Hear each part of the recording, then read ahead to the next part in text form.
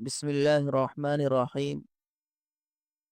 صرف 5 منٹ کا مدرسہ قرآن و حدیث کی روشنی میں 191واں دن 11 رجب المرجب۔ نمبر 1، اسلامی تاریخ۔ حضرت طلحہ بن عبید اللہ رضی اللہ تعالی عنہ۔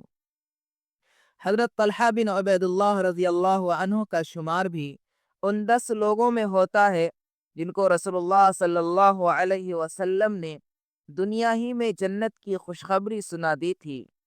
آپ اسلام لانے والوں میں اولین سابقین میں سے ہیں۔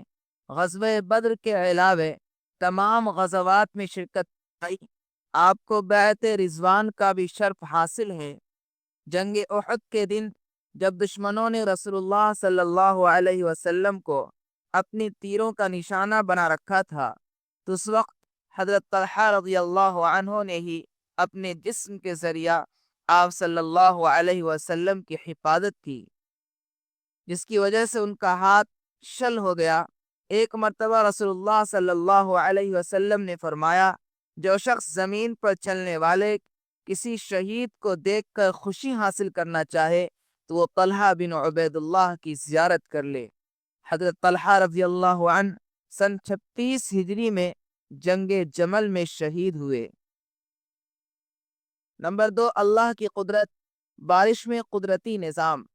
اللہ تعالیٰ بادلوں کے ذریعے اتنی بلندی سے بارش برساتے ہیں کہ اگر وہ اپنی رفتار سے زمین پر گرتی تو زمین میں بڑے بڑے گڑھے ہو جاتے اور تمام جاندار حیوانات، پیڑ پودے، کھیتی باڑی سب فنا ہو جاتی۔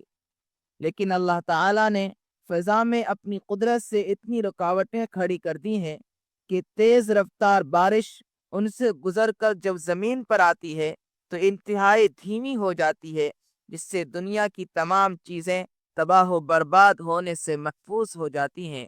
بے شک یہ اللہ کا قدرتی نظام ہے جو بارش کو اتنے اچھے انداز میں برساتا ہے۔ نمبر 3، ایک فرض کے بارے میں۔ بیوی کی وراثت میں شوہر کا حصہ۔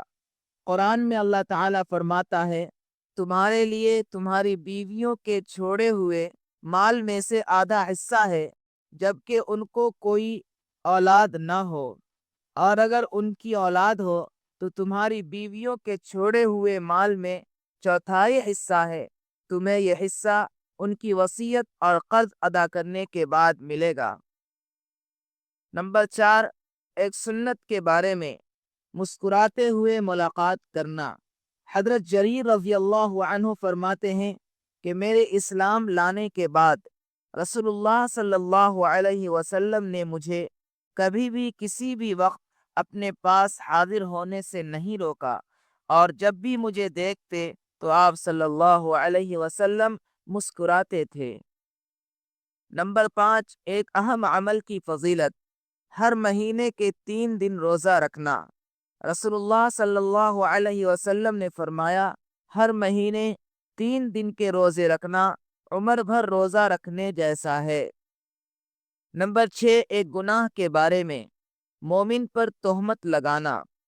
رسول اللہ صلی اللہ علیہ وسلم نے فرمایا، جو شخص اپنے مومن بھائی کو منافق کے شر سے بچائے تو اللہ تعالیٰ قیامت کے دن ایسے آدمی کے ساتھ ایک فرشتہ کو مقرر کر دے گا جو اس کے بدن کو جہنم سے بچائے گا۔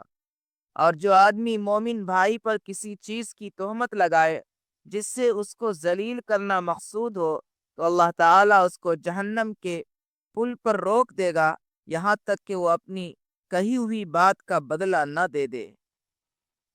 نمبر 7، دنیا کے بارے میں۔ دنیا کی عمارتیں۔ رسول اللہ صلی اللہ علیہ وسلم ایک مرتبہ ایک گنبد والی عمارت کے پاس سے گزرے تو فرمایا، یہ کس نے بنایا ہے؟ لوگوں نے بتایا کہ فلاں شخص نے۔ تو فرمایا، قیامت کے دن مسجد کے علاوہ ہر عمارت صاحب عمارت کے لیے وبال ہوگی۔ نمبر 8، آخرت کے بارے میں۔ اہل جنت کی نعمتیں۔ قرآن میں اللہ تعالیٰ فرماتا ہے، قرآن پر عمل کرنے والوں کے لیے ہمیشہ رہنے والے باغات ہیں جن میں یہ لوگ داخل ہوں گے، وہاں ان کو سونے کے کنگن اور موتی پہنائے جائیں گے، وہاں ان کا لباس ریشمی ہوگا۔ نمبر 9، طب نبوی سے علاج، بیماری سے بچنے کی تدبیریں۔ رسول اللہ صلی اللہ علیہ وسلم نے فرمایا، برتنوں کو ڈھانک دیا کرو اور مشکیزے کا منہ باندھ دیا کرو، کیونکہ سال میں ایک ایسی رات آتی ہے جس میں وبا اترتی ہے، بس جس برتن یا مشکیزے کا منہ کھلا رہتا ہے وہ اس میں اتر جاتی ہے۔ نمبر 10، قرآن کی نصیحت۔ قرآن میں اللہ تعالیٰ فرماتا ہے، تم عورتوں کو ان کے مہر خوش دلی سے ادا کر دیا کرو، ہاں اگر وہ عورتیں اپنی خوشی سے اس مہر میں سے کچھ تمہارے لیے چھوڑ دیں تو اس کو لذیذ اور خوشگوار سمجھ کر کھا لیا کرو۔